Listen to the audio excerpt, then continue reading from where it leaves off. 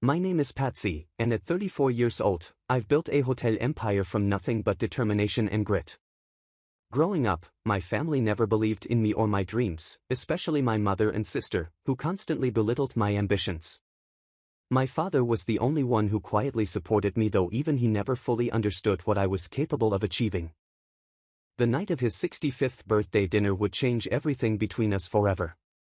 If you're watching this video, drop a comment letting me know where you're tuning in from and hit that like and subscribe button if you've ever had family members who underestimated what you could accomplish. Trust me, their blindness to your potential often becomes their biggest regret. I grew up in a middle-class neighborhood on the outskirts of Chicago where appearances mattered more than substance, at least according to my mother, Diane. Our family home was modest but well kept, with a perfectly manicured lawn that matched my mother's equally manicured personality.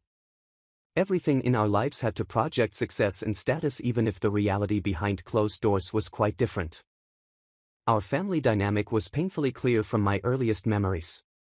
My mother, a former beauty pageant contestant who never quite made it big, channeled all her frustrated ambitions into my older sister Amanda. Amanda was the golden child, the one who could do no wrong in my mother's eyes. She was pretty popular and perfectly willing to follow the path our mother laid out for her. Meanwhile, I was the afterthought, the second daughter who never quite fit into my mother's vision of the perfect family. My father, Frank, was different. A quiet, hard-working accountant, he spent most of his time at the office, coming home late after long hours. When he was home, though, he would slip into my room and tell me stories about business tycoons and entrepreneurs who built empires from nothing. He would smile at my questions, answering patiently when I asked about profit margins and business models, while most kids my age were obsessed with toys and games. "You've got a mind for business, Patsy," he would say, his eyes crinkling at the corners. "Don't let anyone tell you different." But outside those private moments with my father, I lived in Amanda's shadow. When she got a B on her report card, my mother would throw a celebration dinner. When I came home with straight A's, there would be a dismissive nod, and a quick, "That's nice, dear, but did you see that Amanda made the cheerleading squad?" My entrepreneurial spirit showed up early. At age 8, I started a lemonade stand on our street corner. While other kids would lose interest after a day, I kept detailed records of my sales, adjusted my recipe based on customer feedback, and even expanded to offering cookies and small sandwiches. By the end of summer, I had saved up nearly $300. When I proudly showed my earnings to my family at dinner, my mother laughed. "Honey, that's cute, but real success isn't selling drinks on a street corner. Amanda just got selected for the junior debate team. That's the kind of achievement that gets you somewhere in life." My sister smirked from across the table, basking in the praise. That night, my father slipped a small business book under my pillow with a note, "Keep going, this is just the beginning." As I entered high school, the divide grew wider. Amanda joined every club that would look good on a college application, dated the quarterback, and was crowned prom queen. I worked part-time jobs, saved every penny, and read books about hotel management and hospitality. Something about the hotel industry fascinated me. The blend of service, luxury, and business principles seemed like the perfect challenge. When I announced at dinner that I wanted to hospitality management in college, my mother nearly choked on her wine. "Hospitality? You want to be a maid or a receptionist? Amanda is pre-law at Northwestern. Why can't you aim higher?" "Actually, Mom, I want to run hotels someday, maybe even own them," I replied, my voice smaller than I wanted it to be. My sister snorted. "Good luck with that. You need money to own hotels, and all you've got is your little piggy bank from selling lemonade." My father remained silent during these exchanges, but later that night, he came to my room. "Don't listen to them, Patsy. The hotel industry is booming. If that's what you want, go for it." When college application time came, I was accepted to Cornell's hotel administration program, one of the best in the country. My mother refused to contribute a penny toward my tuition, calling it a waste of money. But somehow, the tuition bills got paid. It wasn't until years later that I discovered my father had secretly helped pulling from his personal savings to fund my education. Those 4 years at Cornell widened the gap between my family and me. While Amanda graduated from law school and immediately landed a position at a prestigious firm with my mother's networking help, I was preparing to enter the hotel industry from the ground up, determined to learn every aspect of the business. My relationship with my mother and sister deteriorated to occasional phone calls filled with subtle digs and backhanded compliments. Only my father maintained regular contact, calling me every Sunday evening to check in, asking thoughtful questions about my classes and internships. "I'm proud of you for following your own path," he would say, though never loudly enough for my mother to hear in the background. After graduating with honors, I didn't immediately land a cushy management position like some of my classmates. Instead, I deliberately started at the bottom, working multiple jobs across different hotels to learn every aspect of the business. During the day, I worked as a front desk agent at the Marriott. Evenings, I picked up shifts in housekeeping at a boutique hotel downtown. Weekends, I served as an events assistant at the Ritz-Carlton. My feet ached constantly, and I went through bottles of pain relievers like candy, but the experience was invaluable. My work ethic caught the attention of Jackson Williams, a respected hotel developer known for turning struggling properties into gold mines. He was conducting an inspection at the Marriott when I helped resolve a complicated situation with an irate VIP guest. After witnessing how I handled it, he handed me his business card. "I like people who solve problems before they become disasters," he said. "Call me when you're ready for something bigger." 3 months later, I did just that. Jackson offered me an assistant manager position at the Parkview, a once glamorous boutique hotel that had fallen into disrepair and financial trouble. The pay was less than my combined income from my 3 jobs, but the opportunity was priceless. The Parkview was a mess.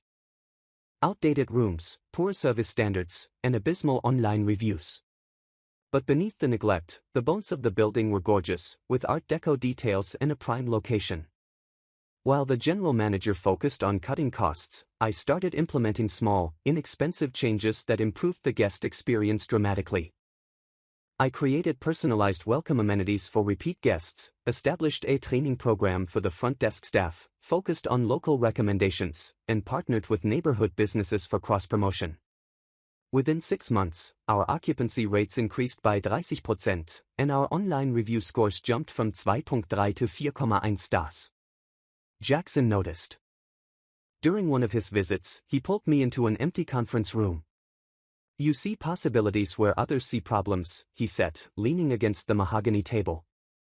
"I'm working on a new project, a ground-up luxury hotel development in the Gold Coast neighborhood. I need a partner who thinks like you." Donnerstag, my heart nearly stopped. "A partner? I'm just an assistant manager. Titles don't matter. Results." Donnerstag, I'm putting together an investment group. The minimum buy-in is $200,000. If you can manage that, you'll have an ownership stake. $200,000 might as well have been $2 million to me at that point. I had about $60,000 saved through years of frugal living and working multiple jobs. But something in my gut told me this was my one shot to leap ahead. "I need 2 weeks, I said, trying to keep my voice steady. Those 2 weeks were a blur. I liquidated every investment I had, took out a personal loan, and even sold my car. I moved from my modest 1-bedroom apartment to a tiny studio with questionable plumbing to cut expenses. When I handed Jackson a cashier's check for $200,000, everything I had in the world plus debt, my hand was trembling. "Welcome to ownership," he said, shaking my hand firmly. "Now the real work begins." The next 3 years were the hardest of my life.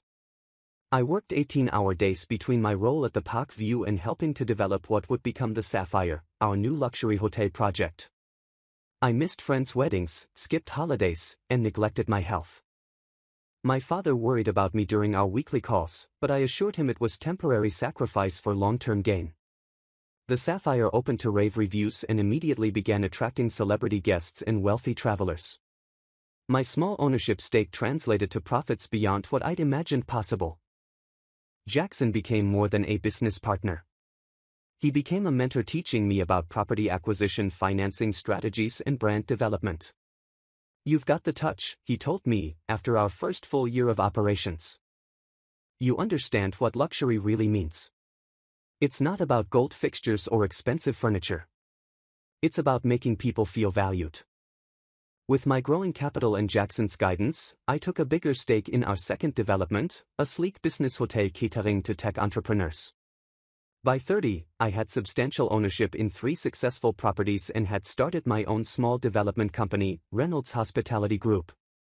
Then came the opportunity that would change everything. The Monarch, Chicago's most prestigious historic hotel, was quietly being shopped around by its aging owners. The property needed extensive renovations and fresh management, but the location and reputation were unparalleled.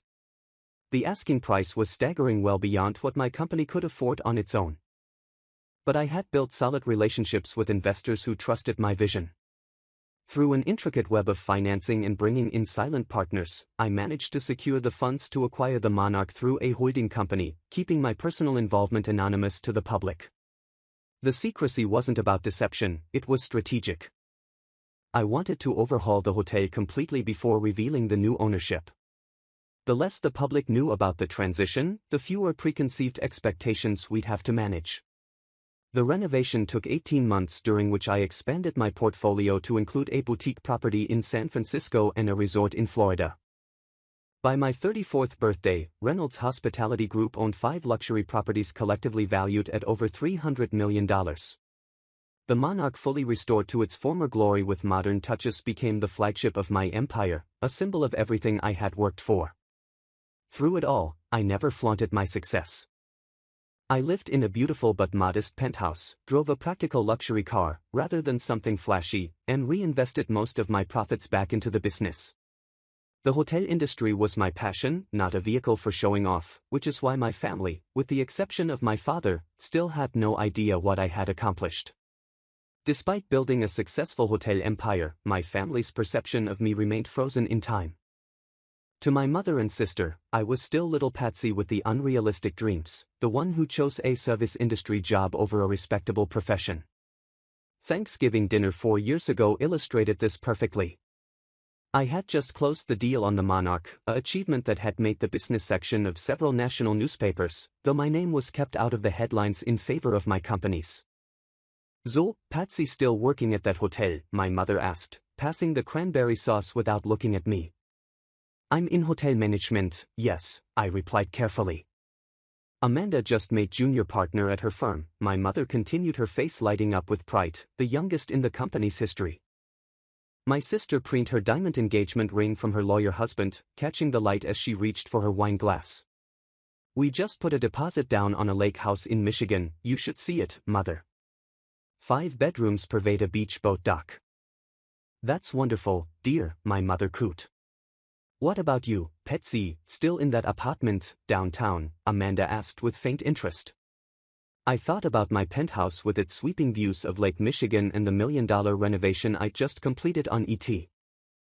"Yes, still there. It suits me." My father caught my eye from across the table and gave me a small smile. He knew more than he let on, having seen my name mentioned in a business journal he subscribed to.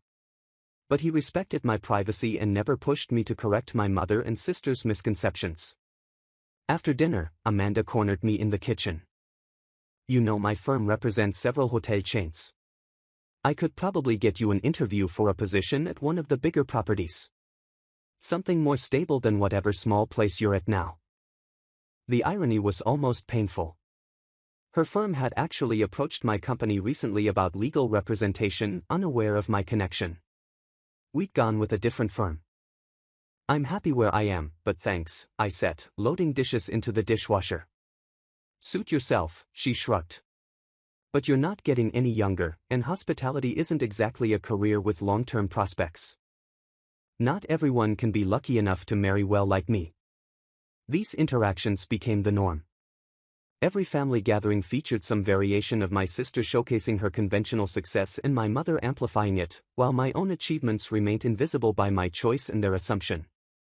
When I opened our San Francisco property to significant industry acclaim, my mother called to ask if I could get time off work to attend a country club luncheon where Amanda would be receiving a community leadership award. "I'm actually in California for a business trip," I explained. "California, on your salary?" "Well, I suppose everyone splurges now and then," she replied. "Try to make it back for the luncheon." Family should support family Patsy. The irony was becoming almost comical. While they thought I was struggling to afford a business trip, I was actually cutting the ribbon on a $40 million hotel investment. My best friend Zoe, who knew the full extent of my success, couldn't understand my reluctance to set the record straight. "Why let them think you're less successful than you are?" she asked, over drinks at the Monarch's rooftop bar, which offered a spectacular view of the Chicago skyline. "Imagine their faces if they knew you owned this place." I swirled the ice in my drink thoughtfully. I kept it quiet at first for business reasons. Now, I guess I'm waiting for them to show genuine interest in my life before I share what's in it. "That's some serious emotional restraint," Zoe said, shaking her head. "I'd have pulled up in a Rolls-Royce years ago and thrown my business cards at them." The truth was more complicated than I wanted to admit. A part of me was hurt that they'd never believed in me enough to even Google my career. Another part worried that revealing my success would only lead to them wanting access to my money rather than a real relationship. I had started seeing Dr. Lewis, a therapist specializing in family dynamics, to work through these feelings. During one session, she asked a question that struck deep. "What would genuine acceptance from your mother and sister look like to you?" I thought for a long moment. They would be happy for me without comparing my achievements to Amanda's. They would recognize my path as valid even though it's different from what they valued. They would apologize for dismissing my dreams for so many years. Dr. Lewis nodded. "And how likely do you think that outcome is based on their patterns of behavior?" The question was illuminating. The acceptance I craved might never come regardless of what I revealed about my success. My mother and sister had invested too heavily in their narrative about me to easily abandon it. Meanwhile, my father's health began to decline. Nothing dire, but at 64, his energy wasn't what it used to be. Heart issues ran in his side of the family, and his doctor had recently put him on medication to control his blood pressure. Every time we spoke, I noticed a new tiredness in his voice. "I'm fine, Patsy," he'd insist when I expressed concern. "Just getting older?" But I worried that the constant tension in my family was taking a toll on him. He had always been the buffer between me and my mother, the peacemaker who smoothed over the sharp edges of her criticism. As his 65th birthday approached, I felt an increasing urgency to resolve the unspoken issues in our family. Not for my mother or sister's sake, but for my father's, and perhaps for my own peace of mind. "I think it's time," I told Zoe one evening. "I can't keep living this double life. It's exhausting." "So what's the planned family announcement press release?" Skywriter Zoe asked with a grin. "I'm not sure yet," I admitted, "but I think it's going to happen at Dad's birthday dinner, one way or another." What I didn't know then was just how dramatic that revelation would become. 2 weeks before my father's birthday, I received a call from him that would set everything in motion. "I know where I want to celebrate my birthday," he said, his voice uncharacteristically excited. "The Monarch. I've been reading about the renovation in the Tribune, it looks spectacular." My heart skipped a beat. Of all the restaurants in Chicago, he had chosen my flagship property. "The Monarch, Dad, that's pretty expensive." I feigned concern while frantically wondering if he had somehow discovered my connection to the hotel. "It's my 65th, Patsy. A milestone. I've never asked for anything extravagant before, but this once I want to experience true luxury." After we hung up, I sat in my office overlooking Michigan Avenue, stunned by the coincidence. Maybe this was the universe creating the perfect opportunity for truth, or the perfect storm. The next day, my mother called. "Your father has his heart set on this ridiculous hotel for his birthday. The Monarch. Have you heard of it?" Her voice dripped with both disdain and excitement at the prospect of somewhere exclusive. "I've heard of it," I replied carefully. "Well, it's absurdly expensive. I looked into reservations and they're booked solid for months, not to mention the prices." She sighed dramatically. "Your sister is going to make some calls. She knows people who know people. Amanda says she and Brian will cover the cost as their gift to your father." Of course, Amanda would swoop in as the savior. I could almost see her smug expression through the phone. I could help with the cost, I offered, knowing exactly what would come next. My mother's laugh was sharp and dismissive. "Oh, honey, that's sweet, but completely unnecessary. This dinner will probably cost more than you make in a month. Amanda and Brian can easily afford it. You just bring yourself and maybe a small gift, something thoughtful but within your means." I bit my tongue and agreed, already formulating a plan. As soon as we disconnected, I called Thomas, my head of security at the Monarch. "Thomas, I need to arrange something special for the presidential suite dining room on the 14th. It's for my father's birthday." "Of course, Miss Reynolds. Will you be revealing your ownership to your family?" Thomas was one of the few people who knew about my strained family dynamics. "I think that cat will be clawing its way out of the bag," I replied with a wry laugh. Next, I contacted Marcus, our executive chef who had trained under Gordon Ramsay before I recruited him to the Monarch, with an offer he couldn't refuse. "Marcus, I need the most impressive tasting menu you can create for a 65th birthday celebration. The guest of honor loves classic American steakhouse fare, but with modern touches. And chocolate souffle for dessert? That's his favorite. Consider it done, Miss Reynolds. Would you like the standard presidential dining service or something more customized? Let's pull out all the stops. Crystal silver, the 19th century Bordeaux from the reserve cellar. The works." For the next 2 weeks, I personally oversaw every detail of the upcoming dinner. The presidential suite dining room was our most exclusive space, typically reserved for visiting dignitaries and celebrities. Featuring a panoramic view of the city through floor-to-ceiling windows, it boasted a private kitchen, dedicated staff, and security-controlled elevator access.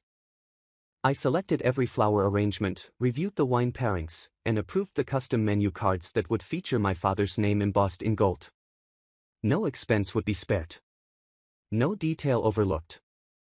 Meanwhile, my sister was apparently trying to secure a regular reservation, unaware that I had already arranged everything. The reservations manager, following my standard instructions regarding privacy, had told her the restaurant was fully booked but offered to place her on the wait list. 3 days before the dinner, she called me, frustration evident in her voice. "This stupid hotel is being difficult about Dad's reservation. They're claiming they're booked solid, but Brian says it's just because they don't think we're important enough. He's going to have his firm's client reach out." I suppressed a smile. "Maybe you should try a different restaurant. There are lots of nice places in Chicago. No, Dad is set on this one. Besides, I already told my friends we were going to the Monarch. Do you know how exclusive it is? Nobody gets in without connections. Or without owning the place," I thought. "I'm sure it will work out," I said neutrally. The day before the dinner, I met with Zoe and Dr. Lewis for moral support and last-minute perspective. "Are you sure you're ready for this?" Dr. Lewis asked. "Once you reveal this part of your life, your relationship with your family will fundamentally change." "It's already changing," I replied. "My father deserves to know the truth before his health gets worse. As for my mother and sister, they'll either accept the real me or they won't. But I'm done hiding my success to spare their egos." Zoe squeezed my hand. "Just remember, you have nothing to prove to them. Your success speaks for itself." That night I could barely sleep. I kept imagining different scenarios for how the dinner would unfold. Would my mother be proud, jealous? Would Amanda feel threatened? Would my father be hurt that I had kept such a big part of my life from him? By morning I had my outfit carefully selected, an understated but impeccably tailored black dress with a single strand of pearls. Nothing flashy, nothing that screamed successful hotel magnate. Just polished professional patsy. I arranged for my driver, Michael, to pick me up separately from my family. They would arrive first, setting the stage for what would undoubtedly be a birthday celebration none of us would ever forget. As I left my penthouse, I took one last look in the mirror. "No more hiding," I whispered to my reflection. Then I stepped into the elevator, ready to finally claim my truth. The evening of my father's birthday arrived with perfect early autumn weather. The Chicago skyline glittered against a deep blue sky as my car pulled up half a block away from the Monarch. I had instructed Michael to keep a slight distance, giving me the opportunity to observe my family's arrival. Right on cue, a sleek black Audi, my sister's, pulled up directly in front of the hotel's grand entrance. The Monarch's exterior was a stunning blend of historic architecture and modern elegance. The original limestone facade had been meticulously restored while subtle lighting highlighted its Art Deco details. A red carpet extended from the brass-framed revolving doors to the curb flanked by topiary in hand-painted Chinese porcelain planters. Through the car window, I watched as Amanda emerged first dressed in what appeared to be a new designer dress, her hair professionally styled, diamonds glittering at her ears and throat. She helped my mother out next, Diane wearing a navy blue evening gown that probably cost more than most people's monthly rent. Finally, my father stepped out looking distinguished but slightly uncomfortable in his dark suit. I took a deep breath and texted Michael that I would walk the short distance. "Showtime," I muttered to myself, smoothing down my dress and striding toward the entrance. The Monarch's lobby was my personal masterpiece. Soaring 20-foot ceilings with restored gold leaf detailing, custom chandeliers crafted by Venetian glassblowers, and marble floors sourced from the same quarry as the original 1928 installation. The space perfectly balanced historic grandeur with contemporary comfort, exactly as I had envisioned during those long months of renovation planning. My family had paused in the center of the lobby, my mother and sister openly gawking at the opulence while my father gazed appreciatively at the architectural details. I approached quietly from behind, catching the tail end of Amanda's comment. "Clearly the place to be seen. Brian says the owner is some mysterious billionaire who never makes public appearances." I cleared my throat and they turned. My mother's eyes immediately narrowed as she took in my simple black dress and minimal jewelry. "Patsy, there you are. Couldn't you have dressed up a bit more for your father's birthday? This is the Monarch, for goodness sake." She gestured around as if I might have missed the surroundings. "Happy birthday, Dad," I said, ignoring her comment and giving my father a warm hug. He squeezed me back tightly. "Thank you for coming, sweetheart," he replied with genuine warmth. Amanda glanced at her diamond-encrusted watch. "We should head to the restaurant." I had to pull some serious strings to get this reservation. They tried to tell us they were booked solid. As we moved toward the restaurant entrance, I fell slightly behind. Amanda and my mother walked ahead, their posture radiating entraînement. The maître de station was staffed by Gabriel, a consummate professional I had personally hired from a Michelin-starred restaurant in New York. Amanda stepped forward confidently. "Reservation for Reynolds. Party of 4 at 8 o'clock. Gabriel consulted his tablet, his expression revealing nothing. "I'm afraid I don't see a reservation under that name, madame." Amanda's face flushed. "That's impossible. I spoke with someone yesterday who confirmed my husband's client reached out personally. I sincerely apologize for any confusion, but we are fully committed this evening." Perhaps there was a miscommunication. Gabriel's tone was polite but firm. My mother stepped forward. "This is unacceptable. Do you know who my daughter is? Her husband is a partner at Sterling Morgan & Waite. We're here for my husband's 65th birthday." As I moved to join them, Amanda turned and physically blocked my path with her arm. "Patsy, let me handle this. This isn't the diner where you get employee discounts." My mother touched my sleeve, leaning in to whisper loudly enough that nearby guests could hear. "Honey, maybe you should wait outside. Your sister will sort this out. You shouldn't embarrass yourself or the family in a place like this." Amanda laughed, the sound brittle and cutting. "Seriously, Patsy, you probably couldn't afford even an appetizer here. This place is for people who've actually made something of themselves." My father looked pained but remained characteristically silent, his eyes darting between his daughters with growing discomfort. For a moment, I felt a familiar surge of hurt, that same twist of pain I'd experienced countless times throughout my life when faced with their dismissive attitudes. A small part of me wanted to turn and walk away to avoid the confrontation. Then I saw Thomas, my head of security, approaching from across the lobby. Tall, distinguished, and impeccably dressed in a tailored suit, he moved with quiet authority. Hotel guests instinctively made way for him, sensing his position of power without being told. "Good evening, Miss Reynolds," he said, addressing me directly while ignoring my confused family. "We've been expecting you and your guests. Is there a problem?" My mother and sister turned to look at me with bewilderment. Before I could respond, Sophia, the hotel's general manager, hurried over with 2 junior staff members in tow. "Miss Reynolds," she exclaimed with genuine warmth. "Everything is prepared exactly as you requested. The presidential suite dining room is ready and Chef Marcus has just completed the amuse-bouche." Gabriel stepped out from behind his podium, looking mortified. "Miss Reynolds, I sincerely apologize. I didn't recognize you immediately." "It's quite all right, Gabriel," I assured him. "I'm not exactly dressed for a formal inspection tonight." A nearby server overheard and called out to a colleague. "The owner has arrived." The words seemed to echo across the marble lobby. The look on my mother's face shifted from confusion to shock to disbelief in rapid succession. Amanda's mouth opened and closed without producing sound, her hand dropping from where it had been blocking my path.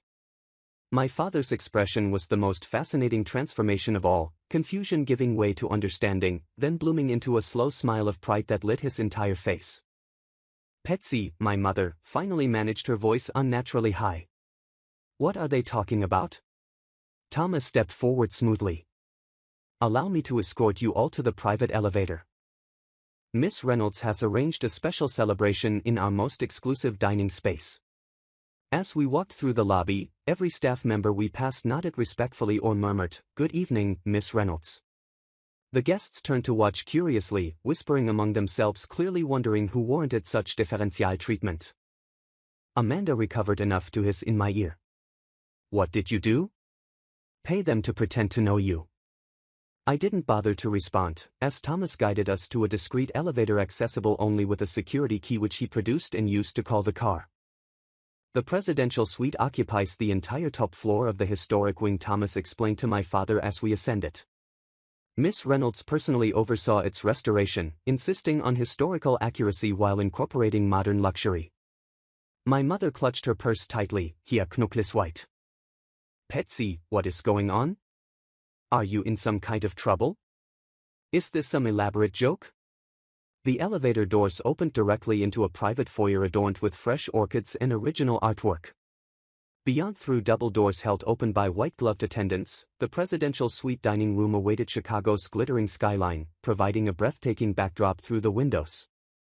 A team of servers stood at attention, led by the executive chef in his crisp whites. As we entered, he stepped forward with a warm smile. "Miss Reynolds, everything is prepared according to your specifications. We've selected the wines you requested, including the 19th century Bordeaux for the main course." My sister, desperate to maintain her composure, attempted to take control. "Yes, thank you.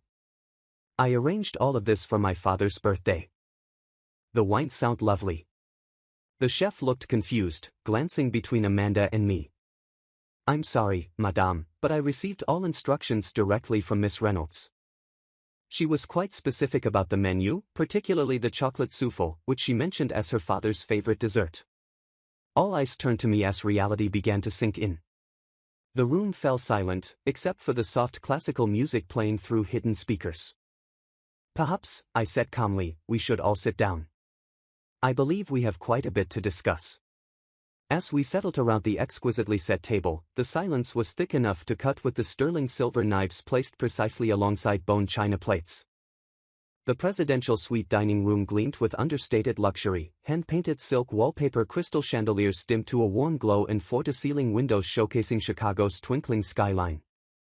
"Miss Reynolds, would you like to begin with the champagne service?"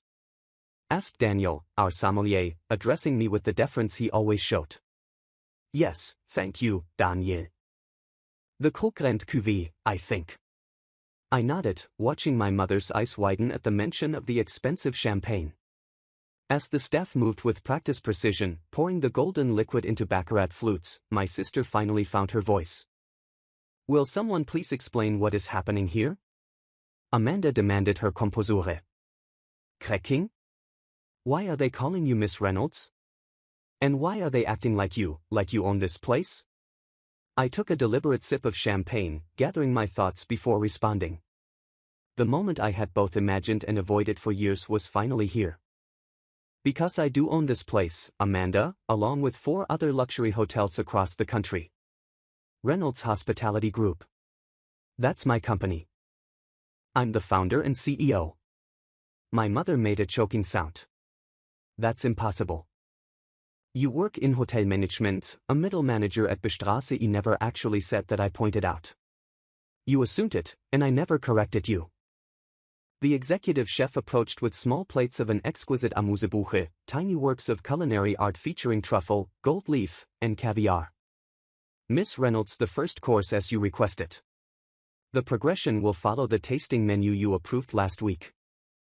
Thank you, Marcus. Everything looks wonderful. I turned to my father. Dad, Marcus trained under Gordon Ramsay before I convinced him to join the Monarch. He created this menu specifically for your birthday based on the foods you've always loved. My father's eyes were bright with unshed tears. You did all this for me. Of course, I said softly. You're the only one who ever believed in me. Amanda slammed her hand on the table, causing the crystal to rattle. This is absurd. You expect us to believe you own the Monarch this hotel is worth. It must be worth. The last valuation put it at just over $120 million, I supplied calmly, though that was before we expanded the spa facilities and added the rooftop restaurant, so it's likely higher now. My mother had gone very pale, her champagne untouched, but how, when? We would have known. Would you? I asked, genuinely curious. You've never shown any interest in my career. You've never asked about my work beyond the most superficial questions. You've never even Googled me, apparently. As the first course arrived, a delicate seafood creation served on ice. I continued. After college, I worked my way up from the very bottom of the industry. I made connections, took risks, worked harder than anyone else. I partnered with investors on my first property, then used those profits to expand. Reynolds Hospitality Group now owns 5 luxury hotels across the country, with 2 more in development. My mother seemed to recover slightly, her expression shifting to something calculating. Well, this is wonderful news, Petsy. Why would you keep such success a secret from your family? We could have helped you network, introduced you to the right people. I couldn't help but laugh. The same way you've always been so supportive of my career choices, the same way you told me studying hospitality management was a waste of time, that I'd never be more than a glorified mate. Amanda, ever quick to adapt when advantage was at stake, attempted to pivot. Well, we always knew you had potential, Petsy. That's why we pushed you so hard. We just wanted you to succeed.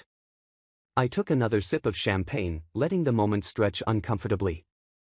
That's not how I remember it. Regardless, my mother interjected, waving her hand dismissively. What matters is that we're all together now, celebrating as a family. And clearly we have much more to celebrate than we realized. Your success is the family's success after all. Is it? I asked quietly. Thomas appeared at my elbow. Excuse me, Miss Reynolds. The governor's office called to confirm his reservation for next week's charity gala. They asked if you would be attending personally this year. Please tell them yes, and that I'll be happy to sit at the governor's table as requested, I replied. My mother practically glowed at this information, already calculating the social capital of having a daughter who dined with the governor. Well, you must let me help you select an appropriate gown, Petsy. I know all the best designers, and of course you'll want to bring family to these functions. First impressions are so important in those circles.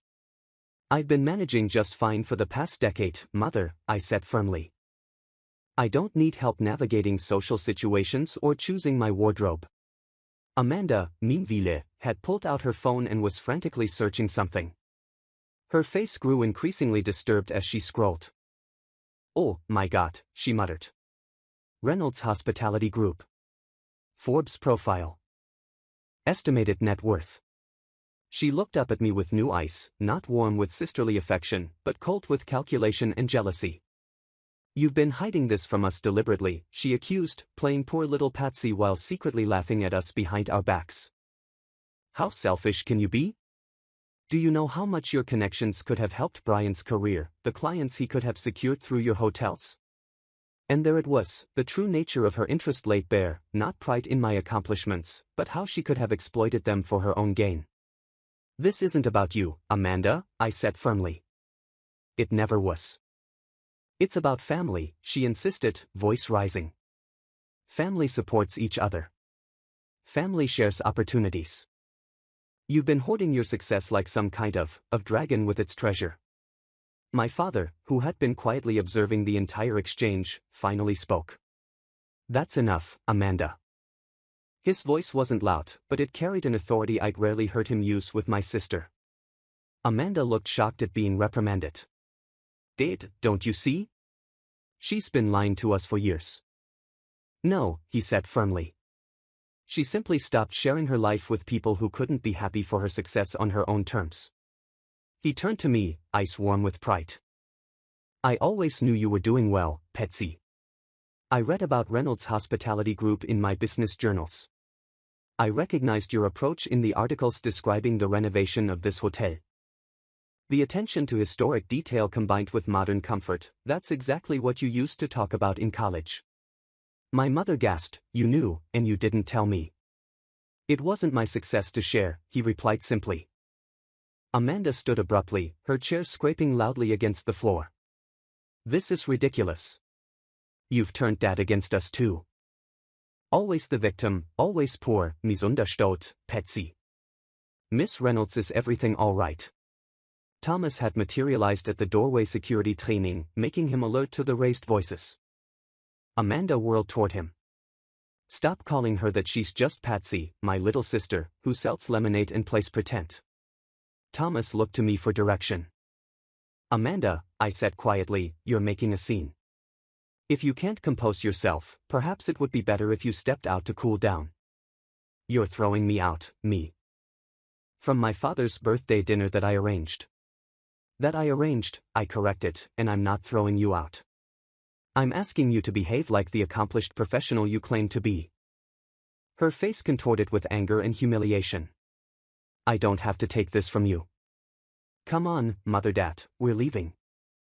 My mother hesitated, visibly torn between her golden child and the suddenly revealed success of her forgotten one. My father didn't move at all. I'm staying, he said firmly. It's my birthday dinner arranged thoughtfully by my daughter in her beautiful hotel. I intend to enjoy every minute of it. Amanda's face flushed deep red. Fine. Stay. See if I care.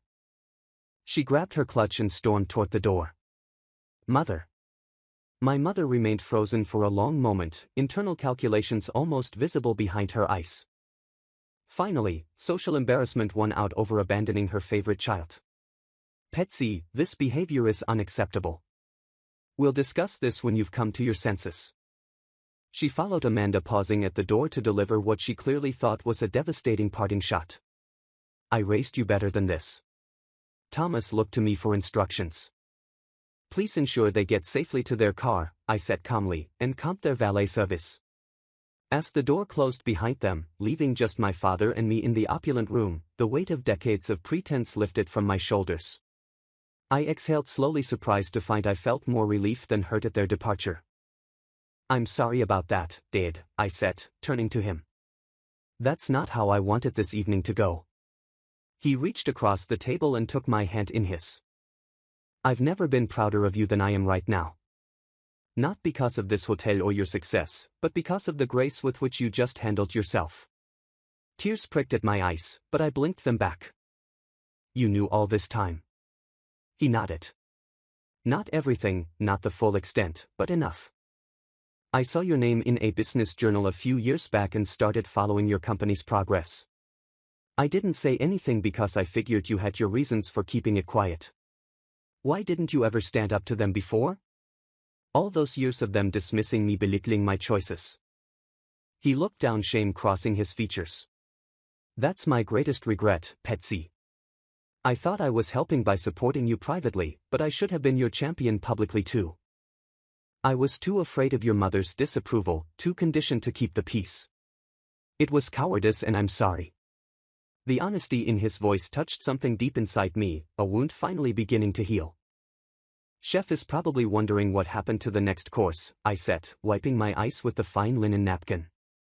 Would you like to continue with our dinner? Just the two of us. He smiled, eyes crinkling at the corners the way they always had when he was truly happy.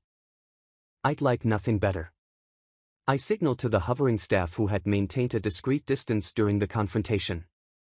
We're ready to continue with the Marcus and perhaps another bottle of champagne. We have much to celebrate. As the next course arrived, my father asked, so tell me everything from the beginning. I want to hear the whole story of how my daughter built an empire. And for the first time in my adult life, I shared the full unedited truth of my journey with a member of my family, knowing it would be met with nothing but pride. The days following my father's birthday dinner unfolded like the final act of a play I hadn't realized I'd been performing in my whole life. The presidential suite dining room that night became a space of truth and reconciliation between my father and me as we talked for hours over Marcus's exquisite 7-course meal. I saved every article I could find about you. My father confessed over dessert, his chocolate souffle steaming gently beside a canal of handmade vanilla bean ice cream. I have a folder in my desk drawer labeled Business Research that's actually full of clippings about Reynolds Hospitality Group. Your mother never looks in there. I laughed, a genuine sound free from the tension that had characterized our family gatherings for so long. Why didn't you ever say anything? He took a thoughtful bite before answering. At first, I thought you must have your reasons for keeping it quiet. Then as time went on, it seemed like something you should reveal on your own terms.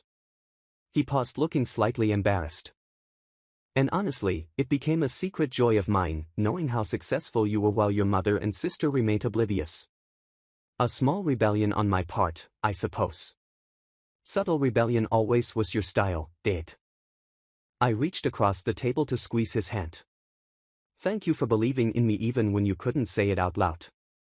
As we finished our meal, I gave him a private tour of the Monarch, showing him the historic features we'd preserved and the modern amenities we'd added. His genuine interest and thoughtful questions were balm to a wound I hadn't fully acknowledged. Your vision for this place is remarkable, he said, as we stood in the grand ballroom, moonlight streaming through the restored stained glass ceiling dome. You saw possibilities no one else could see. I'm not just proud of your success, Patsy. I'm proud of how you achieved it, with integrity and on your own terms. That night I had Michael drive my father home, unsure of what reception he would face from my mother. Will you be okay? I asked as he prepared to leave. He straightened his shoulders in a way that made him suddenly look younger, more resolute, more than okay. It's time for some changes at home, too. Long overdue changes. The next morning my phone remained conspicuously silent, no calls from my mother or sister. By afternoon curiosity got the better of me, and I called Zoe to fill her in on the dramatic revelation.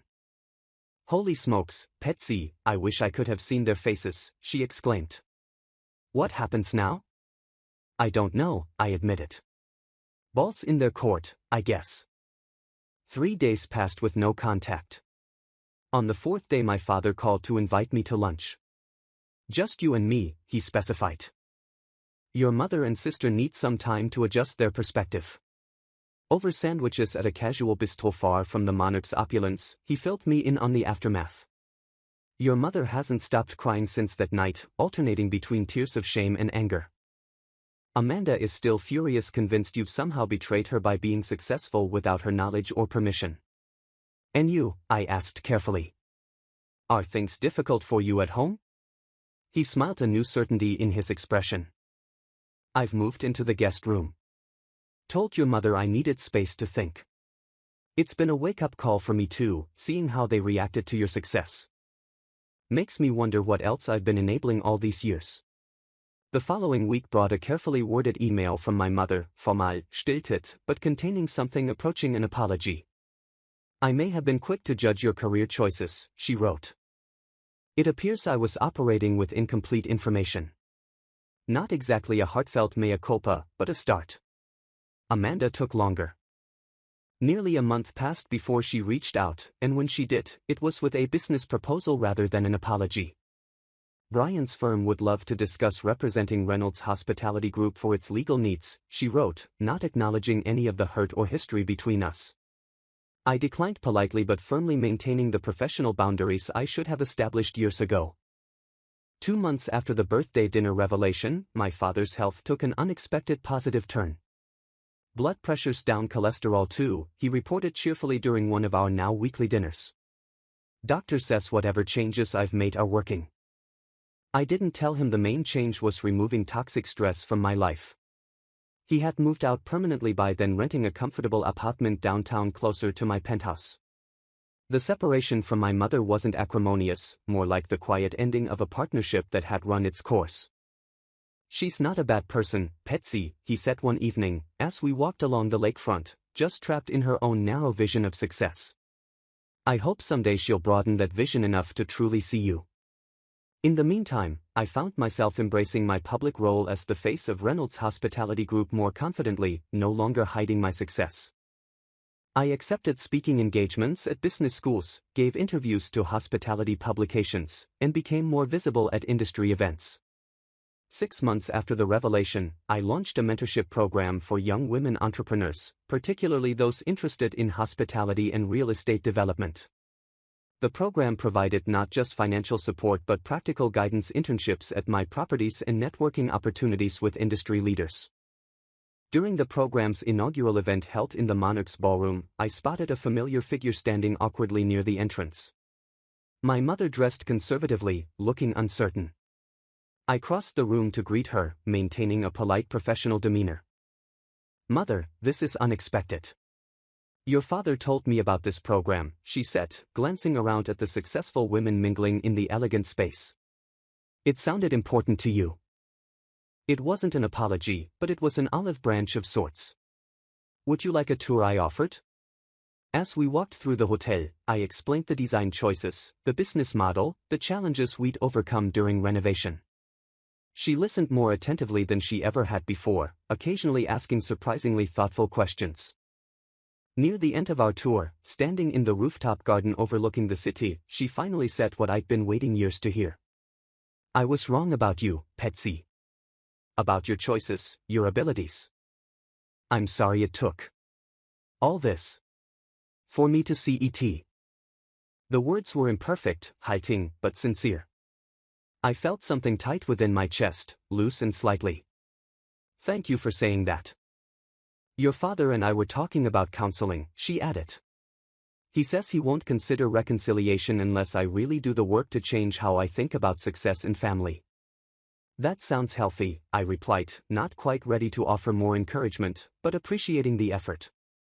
My relationship with Amanda took longer to repair. Her initial attempts to connect always circled back to how my success could benefit her in some way. It wasn't until she experienced her own professional setback, being passed over for senior partner, that something shifted. "I don't understand," she confessed during a cautious coffee meeting nearly a year after the birthday dinner. "I did everything right. The right school, the right firm, the right husband, the right cases. Why wasn't it enough?" For the first time, I saw my sister without the armor of superiority she'd always worn, just a woman questioning the rules she'd followed so faithfully. "Maybe there isn't one right way," I suggested gently. "Maybe success looks different for different people." It wasn't an immediate transformation, but it was the beginning of a more honest relationship.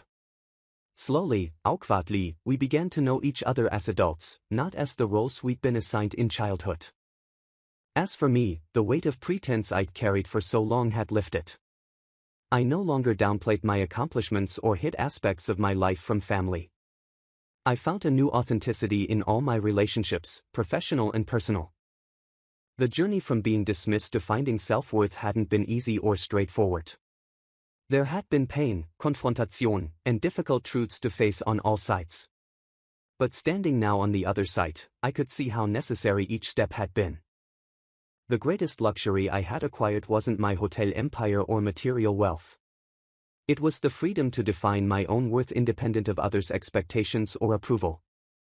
That freedom had cost much to attain, but its value was beyond measure.